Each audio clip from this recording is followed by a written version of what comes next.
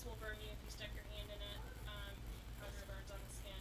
It comes in a powder, it comes in beads, it comes in kind of like shaved, sort of, looks like shaved ice. So it just depends on how you get it, but you have to have. Where do you get it? I order mine online. Okay. Sometimes I can't find it at Tractor Supply. I can't find it at they're not any of the hardware stores. There's too many meth heads here in Polk County, so they're not going to sell it. Go to them.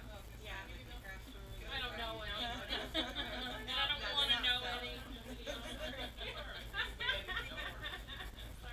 No, but that's what they told me when I went and asked for lies. They said no, there's too many here. But sometimes Ace has it. You want to get the 100% pure lye. There are some drain cleaners that have stuff mixed in with it. I order mine. I have a sheet for you guys that I'll do a handout that has my website that I really like to order stuff from. So I order it in bulk. It's a little bit cheaper. You can go. I get mine at Ace in Winter Haven. When I first started, I was getting small amounts. They have it, so you can get it there. But yeah, that's the scariest part. You just got to be careful, know it's dangerous, and know what you need to do if you get it spilled on you. I like your gloves. Thanks, Walmart. I always get the gloves that come up high. So, and I cover myself. I had a tank top on before, got a t-shirt on, cover myself a little bit more. Some people wear aprons or covering pants, long sleeves. It's not that big a deal unless you get it on you. So, What did you say that you get it on? rinse cold water, hold it under the cold water for a long time. Make sure it rinses out. There's something in my glove. I ripped my gloves earlier. Don't do that. When you stab yourself with something. Alright, so what I'm going to do, I'm going to open my window so that we've got some airflow coming in. When I'm mixing the lye, I'm not going to put my head over the container because I don't want to breathe in the fumes. It will burn your lungs. So we'll go ahead. I'm going to turn this vent on, so I'm going to talk a little bit loud so you guys can hear me. That way it gets more of the fumes out of here. So, got my little safety goggles on. This is a thermometer. I take this and I test my oils to see how hot they are. I had to heat them up because I use coconut oil, and it's right now at 96 degrees. When I'm heating this, or when I'm stirring this up, I want this to be within 5 to 10 degrees of my oils. Okay. Now you have your goat milk frozen, right? Yes, that's another thing I was going to tell you. I actually put my goat milk in ice cubes. So that's what I do. It's a lot easier. You need to freeze it, keeps it cooler, keeps it from burning. Okay, so a lot of people pre-measure out theirs and put it in ice cube trays, stick it in the freezer. Yeah, it's the easiest way. I used to put it in bags, but the ice cube trays, it's easier to store. You know, it's nice. So. Ice water in there just in case. Yes, I have ice water here. Actually, I'll put this in here when I'm pouring my lye in. It'll keep it cool. So it's just another step to keeping this milk as cool as possible. Okay, to keep it from burning. So I'm gonna go ahead and put this in. Got it in my ice bath. This is my lye. I'm going to pour it in half and half. So I'm gonna pour half of the lye in, stir it a little while, and then I'll go ahead once it's melted some, I'll pour the rest of my lye in, okay? The trick is to keep this moving, so you're going to want to keep stirring your milk, because you don't want the lye to sit in one spot too long, because you will burn the lye, or burn the goat's milk. So I've got this mixed in. I'm just going to continuously stir it. Just be very careful not to splash this up on yourself, because this is concentrated. Right, no, what you want to use, make sure that you're using a plastic that is dishwasher safe. You want to use stainless steel everything. So stainless steel pots, stainless steel utensils, or silicone. Do not use any aluminum, do not use any tin, because the lye will affect it. Also, anything that you use to make soap, do not use for food later. So anything that's soap, stays soap. Once it's soaked, it doesn't go back to food. So it's melted a little bit here. You can see it's melt. I'm going to pour the rest of my lye in. A lot of people take a temperature of it, but I know it's not over 100 degrees right now because it's still got ice cubes in there. Once all of this has dissolved and all the ice cubes have melted, I'll go ahead and take a temperature. Like I said earlier, it's hard to tell with goat milk that your lye has dissolved fully. So when you take a temperature, you'll get a base, and you take temperature later. Your lye, when it is dissolved, it will continue to drop in temperature. When it's still reacting with the milk or the water, the temperature will continue to go up. So once it starts to go down, you know that it's starting to dissolve.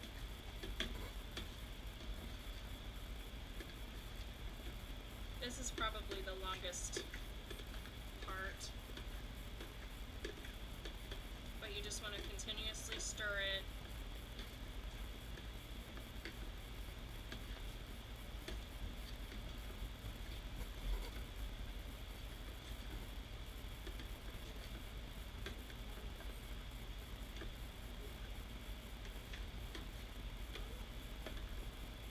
Now with milk, the way that it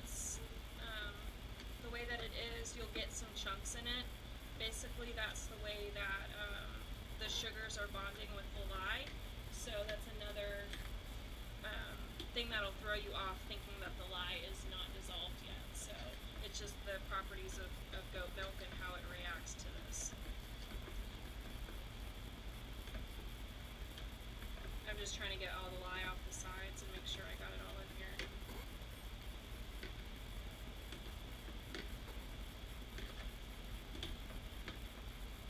It's easier to measure out everything before you start your soap. That way you're not having to stop and measure it out as you're going along. It's just easier for me to do it that way. Alright, let's take a temperature. This is my thermometer. I love it because I can take a temperature here. We're at about 100 degrees, and here we're at 95 degrees, so I want to continue to stir this because you want it to get in within 5 to 10 degrees of each other, so that way it blends better.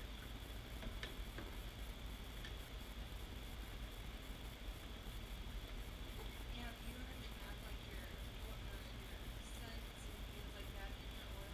Well, I'm not putting any fragrance oil in this batch. I'm not doing any color either. I'm just showing you a basic. Would you already have added that? Some people do put in their fragrance oil in their oils before they mix anything. I do it that way, or some people add it at trace, which I'll explain that here in a little bit. I like to add mine in with the oils because some oils don't behave very well in soap, so you gotta be careful which fragrance oils or essential oils that you use. Some will discolor, some will make it soap like instantly. So I just add it in. That way I'm prepared for it to be soap. I would add it in right now. I have some really good fragrances that I like to use, but you've got to move really quickly when you're trying to get it made into soap and get it into the molds, which I'll explain that here in a minute. I add it to the oil, yeah. Or you can add it towards the end whenever you're mixing the lye in with the oils. So.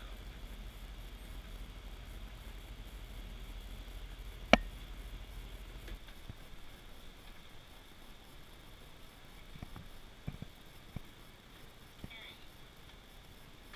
So now we're at 96 degrees here, and we're at 95 degrees here, so that's pretty close. We can go ahead and mix them together.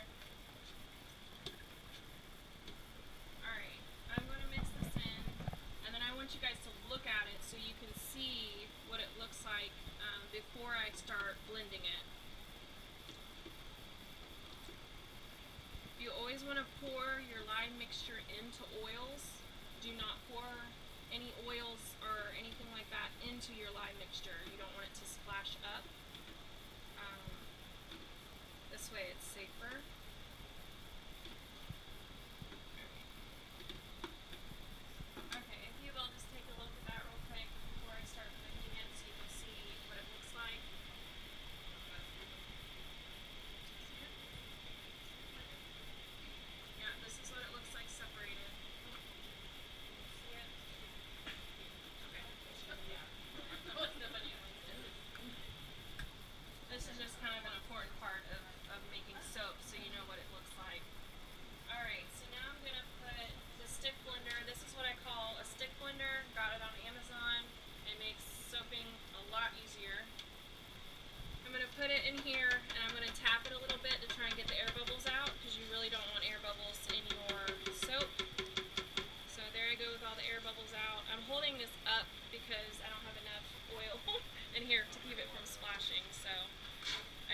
make bigger batches.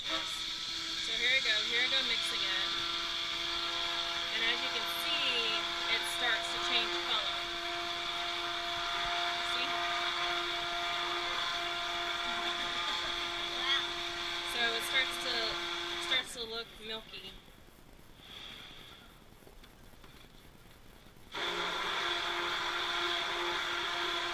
So basically you want to just keep blending it until it starts getting thicker and thicker, and that's basically what trace is. Trace is to the point where you can go ahead and pour it into the oils. I like to pour it in a little bit more liquidy than most people do, because I don't like to glop it into my oils. Or into my mold, because it freaks me out. I'm too worried that it's going to turn into soap too fast. But so let me blend this a little bit more.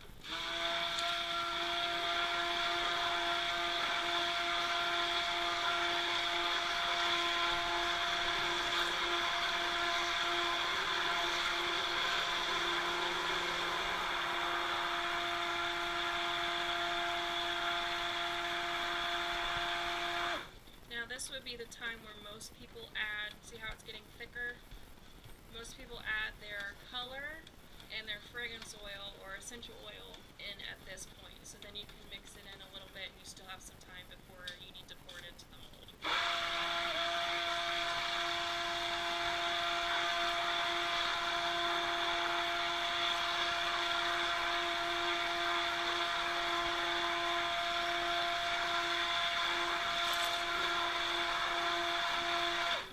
You got to be careful; it'll splash up, because with this blender, when you're mixing it, it will splash it up. So you just got to be real careful.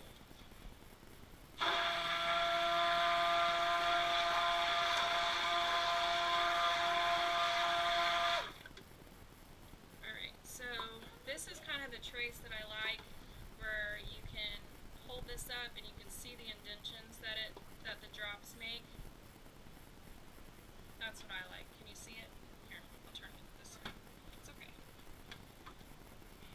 See how you hold it up and see how it's making indentions? You can blend it a little bit longer than that, but usually I'm mixing in some color and some other things, so I need that time to be able to make the soap and get it in the mold. But you can put it in at this point, or you can blend it a little bit longer. I'm just because I'm not adding anything to it, I'm gonna blend it just a little bit longer.